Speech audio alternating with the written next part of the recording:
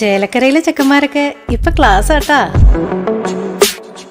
അതിനൂതന hi tech സാങ്കേതിക വിദ്യകളോടെ വൻ നഗരങ്ങളെ പോലും വെല്ലുന്ന സൗകര്യങ്ങളുമായി നമ്മുടെ ചേലക്കരയിൽ Naturals beauty parlour, doctors tower, near bus stand, Chelakkara.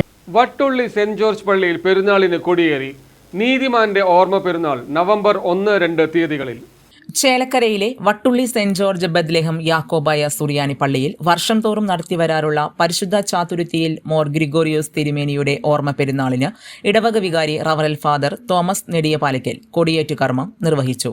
നീതിമാന്റെ ഓർമ്മ വാഴ്വിനായി തീരും എന്ന സന്ദേശം ഉയർത്തിപ്പിടിച്ച് നടത്തുന്ന ഈ മഹാമഹം 2025 നവംബർ 1-2 ശനി ഞായർ തീയതികളിലാണ് നടക്കുന്നത്. ഇടവക മെത്രാപോലിത്ത ഡോക്ടർ കുര്യാക്കോസ് മോർ ക്ലിമിസ് മെത്രാപോലിത്തയുടെ പ്രത്യേക അനുഗ്രഹവും വന്ധ്യബാർ ഷിമോൻ റമ്പാന്റെ പ്രധാന കാർമ്മികത്വവും പെരുന്നാളിനുണ്ടാകും.